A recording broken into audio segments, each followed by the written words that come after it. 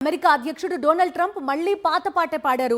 భారత్ పాకిస్తాన్ల మధ్య యుద్ధాన్ని తానే ఆపానని మరోసారి అన్నారు. ఆయన రెండు దేశాలు అణు యుద్ధానికి సిద్ధమయ్యాయని, ఆ యుద్ధాన్ని ఆపి తాను లక్షల మంది ప్రాణాలు కాపాడానని చెప్పారు. 10 నెలల్లో 8 యుద్ధాలు ఆపిన ఘనత తనదేనని చెప్పుకొచ్చారు.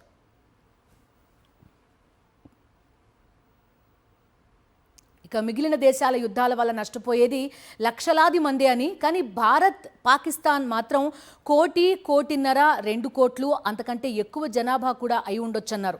ఇది చాలా పెద్ద విషయం అని చెప్పారు. భారత్ పాక్ల మధ్య యుద్ధం వాషింగ్టన్ మధ్యవర్తిత్వంతోనే ఆగిందని గతేడాది మే 10న ట్రంప్ సోషల్ మీడియాలో ప్రకటించిన సంగతి తెలిసిందే.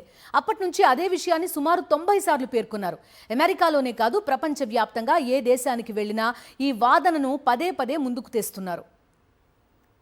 ఇక ఆందోళనకారులకు మద్దతిస్తూ తమ దేశంలో ఉద్యమాన్ని ఎగదోస్తున్న అమెరికా అధ్యక్షుడు ట్రంప్ని అంతం చేయాలని ఇరాన్ ప్రభుత్వం భావిస్తోందన్న పుకార్ల నడుమ ట్రంప్ తీవ్ర స్థాయిలో స్పందించారు.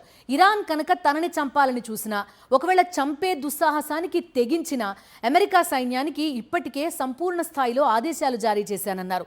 తనను చంపేస్తే ఇరాన్ని భూమి మీద లేకుండా చేయాలని ఆదేశించానన్నారు.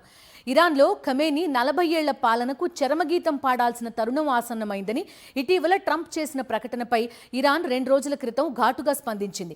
ఖమేనీకి హాని కలిగించేలా అమెరికా ఏదైనా చేస్తే ఊరుకునేది లేదని ప్రకటించింది. ఇరాన్ స్టేట్మెంట్పై తాజాగా ట్రంప్ ఇలా స్పందించారు.